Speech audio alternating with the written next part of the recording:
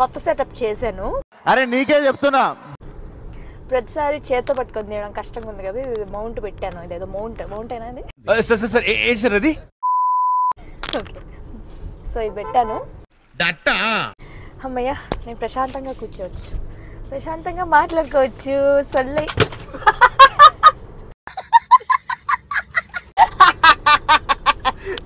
అమ్మ నా ఫోన్ అయిందా? ప్రతిదానికి ఓవర్ ఎక్స్ప్రెషన్.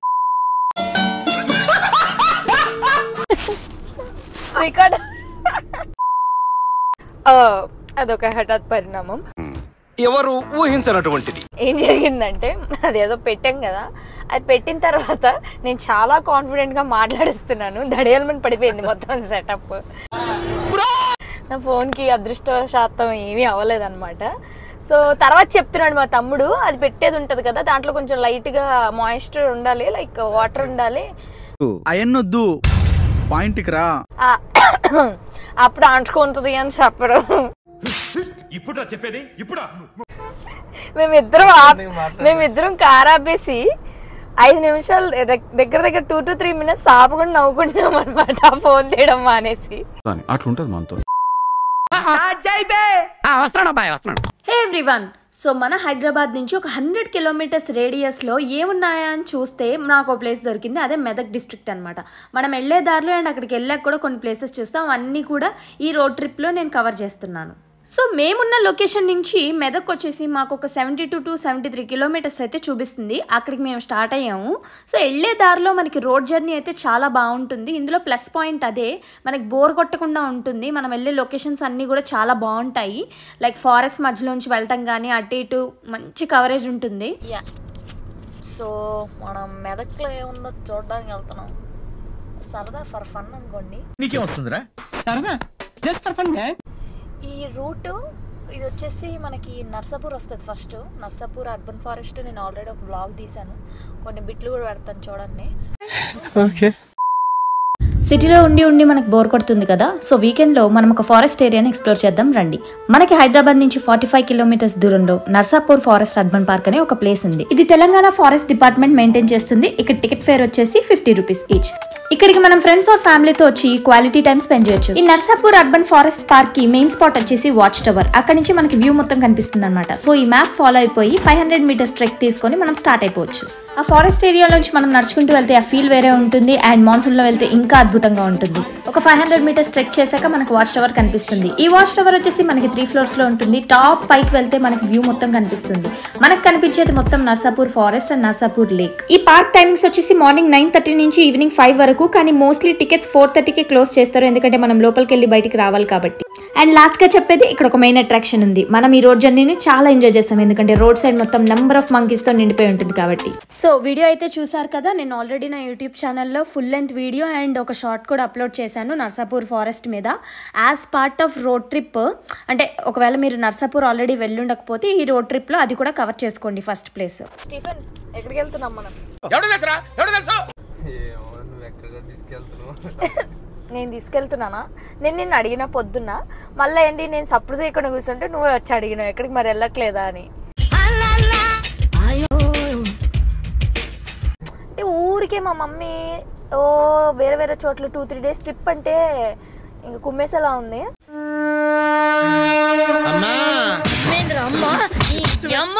అందుకే లోకల్స్ లో ఏమున్నాయి ఎక్స్ప్లోర్ చేద్దామని చూసామన్నమాట. 100 kilometers లోకల్. ఓకే, మనకు అది లోకలే. అవన్నీ డీటెయిల్స్ చెప్పకూడదు, అవన్నీ డీటెయిల్స్ చెప్పకూడదు, అర్థమవుతుందా వీళ్ళకి? అవన్నీ చెప్తే భయపడతారు మళ్ళా. ఓకే, సో అట్లా రోడ్ డ్రైవ్కి వెళ్తున్నాం.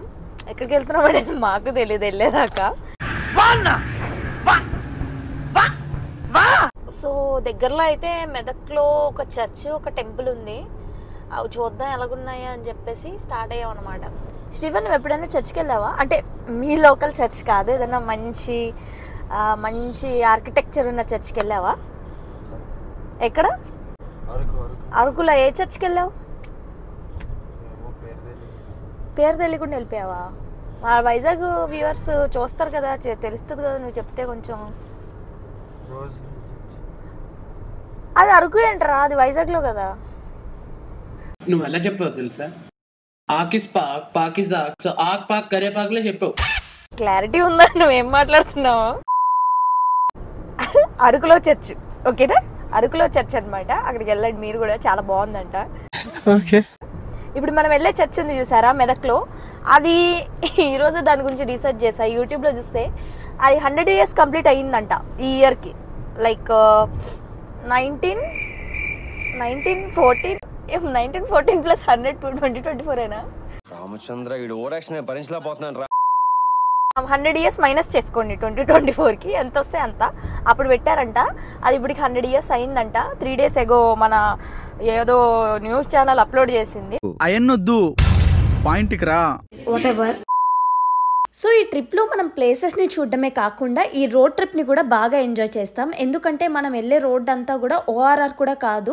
మొత్తం ఎలా ఉంటుందంటే కొంచెం ఫారెస్ట్ ఏరియాలా ఉండి కొంచెం డిజర్టెడ్గా ఉంటుంది. ఎక్కువ హంగామా ఉండదు, హడావిడి ఉండదు. మనం ఆ నర్సాపూర్ ఎంటర్ అవ్వగానే మొత్తం మంకీస్, ట్రీస్, ఫారెస్ట్ ఏరియాలా ఉంటుంది. అది దాటుకొని వచ్చిన తర్వాత కొంచెం దూరం తర్వాత మళ్ళీ మంచిగా అటు ఇటు ఫీల్డ్స్, క్రాప్స్ కనిపిస్తూ ఉంటాయి. ఇదైతే పక్కా ఎంజాయ్ చేస్తారు. ఏదో ఒక సాంగ్ పెట్టు, 10 సాంగులు మార్చక అర్థమవుతుందా? బుద్ధి ఉందా, బుర్ర ఉందా? వ్యూ అయితే చాలా బాగుంది. నేనేమో వీడియో గురించి ఆలోచిస్తున్నా, వీడేమో రోడ్ గురించి ఆలోచిస్తున్నా. వీడిని డిస్టర్బ్ చేయకుండా ఉందామని నేను చాలా కష్టపడుతున్నాను, కానీ నాకు మాటలు ఆగట్లేదు, మాట్లాడాల్సి వస్తుంది. ఎవడు అడిగాడు నిన్ను? మొత్తానికైతే అలా మాట్లాడుకుంటూ 1.5 hour జర్నీ చేసి మెదక్ అయితే ఎంటర్ అయిపోయాము. సో మెదక్లో ఎక్కడికి వెళ్తున్నామంటే మెదక్లో పెద్ద చర్చ్ ఉంది, అక్కడికి వెళ్తున్నాం. అదే లొకేషన్ పెట్టాను. మ్యాప్స్ లొకేషన్ నేను కింద డిస్క్రిప్షన్లో ఇచ్చాను, చూడండి. మా తమ్ముడు అడుగుతున్నాడు, ఇది ఎందుకు యాపిల్ బొమ్మ గీసుకున్నాడు దాని మీద, అదే Apple logo. It's not Apple also, direct Apple logo ఎందుకు గీసుకున్నాడు, అది కూడా సొటగా ఎందుకు గీసుకున్నాడు అని అడుగుతున్నాడు. మీకు ఎవరికైనా ఆన్సర్ తెలిస్తే కామెంట్ చేయండి, ఓకేనా? మొత్తానికైతే చర్చ్ లొకేషన్కి వచ్చేసాం. ఇదే అనమాట, ఇది మెదక్ క్యాథడ్రల్ చర్చ్. అంటే రాంగ్గా నేను పలికితే సారీ. సో నేను మెయిన్ రీజన్ ఈ చర్చ్కి రావడానికి ఏంటి అంటే, మెదక్లో ఇంత పెద్ద చర్చ్ అంటే మన తెలంగాణ ఇండియాలోనే పెద్ద చర్చ్ అంట, లార్జెస్ట్ అంటే one of the largest church అని ఉంది. దీని గురించి డీటెయిల్స్ చెక్ చేస్తే సో ఏంటో చూద్దాము. ఫొటోస్ అవి చూసాను, గూగుల్ మ్యాప్స్లో వాటిలో ఫొటోస్ చూశాను, అక్కడ కూడా బాగుంది. సో ఇంత మంచి లొకేషన్ ఉంది, ఇది ఎంతో మందికి తెలిసి ఉండదు అని చెప్పి ఫస్ట్ నేను వెళ్ళి ఎక్స్ప్లోర్ చేసి చూపించి మీకు కూడా సజెస్ట్ చేద్దామన్న ఉద్దేశంతో నేను వెళ్ళాను అనమాట. సో ఎలాగో 1 dayలో వెళ్ళొచ్చేయచ్చు కాబట్టి. ఈ చర్చ్ ఇలా ఎంటర్ అవ్వగానే చూస్తే మనకి లైక్ వేరే ఏదో లొకేషన్కి వెళ్ళిపోయిన ఫీలింగ్ వచ్చింది నాకైతే. ఆర్కిటెక్చర్ అయితే అద్భుతంగా ఉంది. నేనైతే ఇంత పెద్ద చర్చ్ ఇప్పటిదాకా అయితే చూడలేదు లైఫ్లో. ఇంత బ్యూటిఫుల్ చర్చ్ మన తెలంగాణలో ఉందని నాకు ఇప్పుడే తెలిసింది. బయటనే ఎట్లుంది, లోపల ఎట్లుంది అని వెళ్ళి చూస్తే మొత్తం అసలు మైండ్ బ్లోయింగ్ ఉంది. ఇది 100 years ముందు కట్టారంటే అందుకే ఆర్కిటెక్చర్ చాలా డిఫరెంట్గా ఉంది. లోపలికి వెళ్ళగానే మనకి టాప్ పైకి చూస్తే మొత్తం హాలోగా కట్టి ఉంటుంది. ఇదంతా ఓల్డ్ ఆర్కిటెక్చర్ అనుకుంటా. మీరు ఒకవేళ ఎప్పుడు చర్చిలకు వెళ్ళలేదు, వెళ్ళే ఇంట్రెస్ట్ ఉంది, ఇలాంటి ఆర్కిటెక్చర్ చూడాలి, డిఫరెంట్గా అంటే చర్చ్ స్టైల్లోనే చూడాలి సినిమాల్లో చూపించినట్టు అలా అనుకుంటే కనుక ఈ చర్చ్కి వెళ్ళండి, చాలా చాలా బాగుంది. ఇది మనకు హైదరాబాద్ నుంచి జస్ట్ 100 kilometers రేంజ్లోనే వచ్చేస్తుంది అనమాట. నేను ఎందుకు చెప్తున్నానంటే నేను వెళ్ళిన ఇదివరకు చర్చిలకి, అది ఎలా ఉంటుందంటే బిల్డింగ్స్ లాగా పెద్ద మెస్మరైజింగ్గా ఏముండదు. వైజాగ్లో ఒక చర్చ్ చూసిన, రాస్ హిల్ చర్చ్ అని, చిన్నగా ఉంటుంది, కొండ మీద ఉంటుంది, బాగుంటుంది. అది చాలా చిన్నది. ఇక్కడ వచ్చి చూస్తే ఏంటి ఆర్కిటెక్చర్ అసలు అద్దరిపోయింది. మేము క్రిస్మస్ ఒక 5 days ముందో 3 days ముందో వెళ్ళామన్నమాట, 5 days ముందు అనుకుంటా. అప్పటికి ఆ కర్రలు పెట్టి పెయింటింగ్లు అవి వేస్తున్నారు, అందుకే కొంచెం వ్యూ డిస్టర్బ్ అయింది. కానీ ఎందుకంటే క్రిస్మస్కి మొత్తం డెకరేషన్, పెయింటింగ్ ఇవన్నీ చేస్తున్నారు. సో వ్యూ అయితే క్రేజీ ఉంది. మనకు నిజంగా ఇది మన తెలంగాణలో ఉందా, మెదక్లో ఉందా అని అయితే ఎవరు అనుకోరు. మనకి క్రిస్టియానిటీలోనే టైప్స్ ఉంటారనమాట, క్యాథలిక్స్, బాప్టిస్ట్ అని చెప్పేసి. సో ఈ చర్చ్ వచ్చేసి క్యాథలిక్స్కి అనమాట. అండ్ ఇక్కడ నేను ఒక థింగ్ అబ్జర్వ్ చేశాను, వీళ్ళు కూడా కోకోనట్ని ఆఫర్ చేస్తారు గాడ్కి. మా తమ్ముడిని అడిగాను, ఏంట్రా నేను ఎక్కడ చూడలేదు ఇలా, ఏంటంటే లేదు క్యాథలిక్స్ ఫాలో అయ్యే విధానం డిఫరెంట్ ఉంటుంది, బాప్టిస్ట్ మేము ఫాలో అయ్యే విధానం డిఫరెంట్ ఉంటుంది. క్యాథలిక్స్ అయితే మేరీ మాతను కొలుస్తారు, బాప్టిస్ట్ అయితే జీసస్ క్రైస్ట్ని దేవుళ్ళ కొలుస్తారు అని చెప్పాడనమాట, అంటే తనకు తెలిసినంత. సో ఇక్కడికి వచ్చి మనం డిఫరెంట్ ఆర్కిటెక్చర్ని డిఫరెంట్ కల్చర్ని ఎక్స్పీరియన్స్ అయితే చేయొచ్చు. క్రిస్మస్ న్యూ ఇయర్కి అయితే చాలా బాగుంటాయంట ఇక్కడ సెలబ్రేషన్స్. ఈ ఎంట్రన్స్ ఏదైతే ఉందో ఇది చాలా ఫీట్ హైట్ అంట, దగ్గర 170 ఫీట్ వరకు ఉంటుంది అని చెప్తున్నారు. ఇదే మెయిన్ అట్రాక్షన్ అనమాట. ఇక్కడ మనం సన్సెట్ టైంకి వెళ్తే చాలా బాగుంటుంది. ఇంకా అక్కడ మేము కొంతసేపు టైం స్పెండ్ చేసి మొత్తం చూసుకొని నెక్స్ట్ టెంపుల్ ఒకటి ఉంది అక్కడికి వెళ్తున్నాము. ఇక గుడికి వెళ్తున్నాం కాబట్టి జుట్టు అది రవ్వుసుకొని వెళ్తే అందరి చేత అనిపించుకోవాల్సి వస్తుంది కాబట్టి మంచి హెయిర్ స్టైల్ వేస్తాను ఆ గ్యాప్లో. మస్తు షేడ్స్ ఉన్నారా నీలా అబ్బో కమలాసా. ఇక్కడ మనకి మెదక్కి దగ్గరలోనే శ్రీ ఏడుపాయల వనదుర్గ భవానీ టెంపుల్ ఉంటుంది, చాలా చాలా ఫేమస్. అక్కడికైతే మేము స్టార్ట్ అయ్యాము. ఇప్పుడు కొంచెం గెటప్ చేంజ్ చేశాను. How is your experience Stephen చర్చ్ది? Very nice. ఇంగ్లీష్ నవ్వు ఆపుకుంటున్నావు కదరా? నేను తెల్లబడుతున్నా స్టీఫెన్. సార్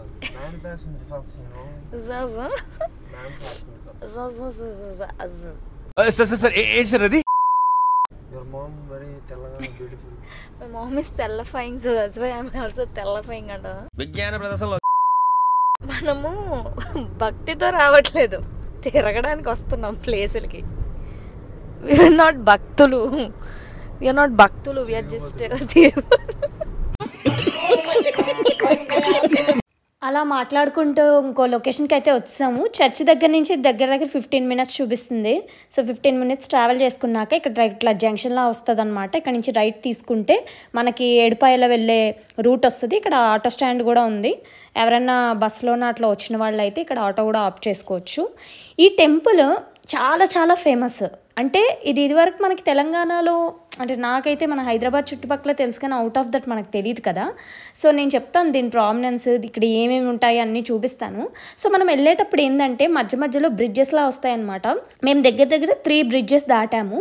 7 పాయలు అంటే 7 అనమాట. సో 7 పాయలు ఒక్కొక్కటి చీలుకుంటూ వెళ్ళిందనమాట ఒక రివరు. సో అందులో ఒక పాయ మనకి టెంపుల్ దగ్గర ఉంటుంది. ఇలా మనం టెంపుల్ సైడ్ ఎంటర్ అయ్యే రోడ్ వచ్చేసరికి మనకి ఇక్కడ అన్ని టెంట్స్లా ఉంటాయి అన్నమాట. ఏంటంటే పండగలప్పుడు కానీ ఇలా స్పెషల్ అకేషన్స్ రోజు కానీ సండేస్ అయినా కూడా మీరు ఏదైనా మేకనో కోడినో మొక్కుకొని బలిచ్చిన తర్వాత కూర్చొని వంట చేసుకుంటారు కదా. సో ఆ స్పేస్ అనేది మనం అక్కడ రెంట్ తీసుకోవచ్చు. ఆ సామాన్లన్నీ కూడా మనం రెంట్ తీసుకోవచ్చు అక్కడ భోజనాలు చేసుకోవడం కోసం. ఆ రోజు తొందరగానే చీకటి అయిపోయింది. అప్పుడు జస్ట్ 5:15 అవుతుంది అంతే. సో ఆ టైంకే డల్ అయిపోయింది వెదరు. మీరు ఇలా ఎంటర్ అయిన వెంటనే స్టార్టింగ్లో పెద్ద గోపురం అయితే కనిపిస్తుంది, చాలా అట్రాక్టివ్గా ఉంటుంది అనమాట. ఈ గోపురంలో నుంచి మనం లోపలికి వెళ్తే అసలు టెంపుల్ కనిపిస్తుంది అనమాట. ఈ టెంపుల్కి ఎవరైనా ఆల్రెడీ వెళ్ళుంటే కమెంట్ చేయండి, వెళ్ళని వాళ్ళైతే ఈ వీడియోని ఎండ్ దాకా చూడండి. ఈ టెంపుల్ అయితే గుడి చిన్నగానే ఉంటుంది, అమ్మవారు ఉంటారనమాట. కానీ టెంపుల్ ఆవరణ అయితే చాలా బాగుంటుంది, చాలా మంచి వైబ్ ఇస్తుంది, చాలా స్పేషియస్గా కూడా ఉంటుంది. నేను చెప్పాను కదా ఇక్కడ ఒక పాయ ఉందని. సో ఇక్కడ వాటర్ ఫ్లో అవుతూ ఉంటాయి, ఇక్కడ భక్తులు స్నానం కూడా చేస్తూ ఉంటారు. మనం రైనీ కాకుండా నార్మల్ సీజన్లో వెళ్తే అంత వాటర్ ఉండవు, రైనీలో వెళ్తే మాత్రం వాటర్ బాగుంటాయి అనమాట. ఇక్కడ చూసారా బండలు అవన్నీ చాలా మంచిగా అనిపిస్తుంది. కోతులు అయితే చాలా ఉంటాయి, కొంచెం ఫోన్స్ అవి జాగ్రత్తగా పెట్టుకోండి. ఇక్కడ చూడండి కోతులు మంచిగా మీటింగ్ పెట్టుకుంటున్నట్టు కూర్చున్నాయి. చాలా అంటే చాలా ఉన్నాయి. అంటే నేను నార్మల్గా యాదగిరిగుట్ట అక్కడ కొన్ని చూశాను, బట్ ఇక్కడైతే నెంబర్ ఆఫ్ మన పక్కనే తిరుగుతూ ఉంటాయి. టెంపుల్ వచ్చేసి లోపల మనకు చాలా చిన్న టెంపుల్లా ఉంటుంది అనమాట, పెద్దగా ఏముండదు. కానీ ఆవరణ మాత్రం మొత్తం సరౌండింగ్ మొత్తం చాలా స్ప్రెడ్ అయి ఉంటుంది, చాలా బాగుంటుంది. మేము వెళ్ళింది వీక్ డే కాబట్టి అంత రష్ లేదు, నార్మల్గా సండేస్ చాలా రష్గా ఉంటుందంట. ఇంకా నేను మంచిగా వెళ్ళి అమ్మవారిని దర్శనం చేసుకొని వచ్చేసాను. ఇక్కడ ఏదైతే చూస్తున్నారో ఇక్కడ వాటర్ ఉంటాయంట ఇందులో, లైక్ సంతానం కోసం చూసేవాళ్ళు 5 times మునిగితే మంచి జరుగుతుంది అని చెప్పేసి అంటారు. సో ఈ టెంపుల్కి మెయిన్ అట్రాక్షన్ వచ్చేసి పక్కనే మనకు ఆ రివర్ ఉండడం, ఫ్లోయింగ్ రివర్ ఉండడం, భక్తులు అందులో స్నానం చేసుకోగలగడము. అక్కడ క్వాలిటీ టైం మనం స్పెండ్ చేయొచ్చు. ఖాళీగా కూడా ఉంది ఫుల్గా. మేబీ వీక్ డే కాబట్టి ఖాళీగా ఉంది, కానీ సండే పూట్లు ఎప్పుడు రష్గా ఉంటుందంట. మీకు కుదిరితే వీక్ డే పూట వెళ్ళడానికి చూడండి.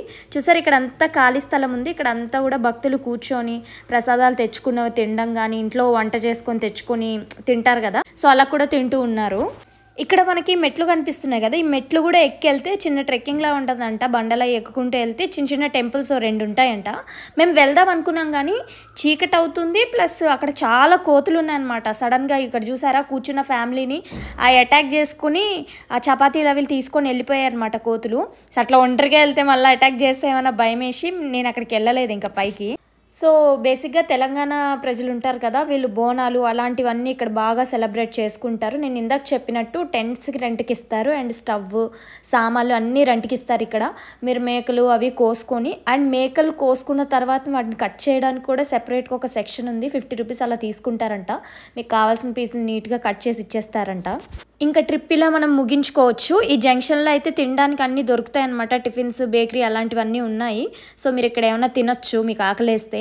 అలా మేము ఈవినింగ్ అలా స్టార్ట్ అయ్యాము. ఒక 3 అవర్స్ అటు ఇటు తిరిగేసి ఇంక ఇంటికి రిటర్న్ అయిపోయాము. సో ఇదనమాట ప్లాన్. ఈ ప్లాన్లో మీరు Narsapur forest and church and ఒక టెంపుల్ ఇవన్నీ కవర్ చేసుకోవచ్చు. 1 డేలో అలా సరదాగా తిరిగేసుకొని ఈవినింగ్ ఆర్ నైట్ వరకు మీరు ఇంటికి వెళ్ళిపోవచ్చు ప్రశాంతంగా. సో మీకు ఈ వ్లాగ్ నచ్చింది అనుకుంటున్నాను. నచ్చితే లైక్ చేయండి, కమెంట్ చేయండి, సబ్స్క్రైబ్ చేయకపోతే సబ్స్క్రైబ్ చేసుకోండి.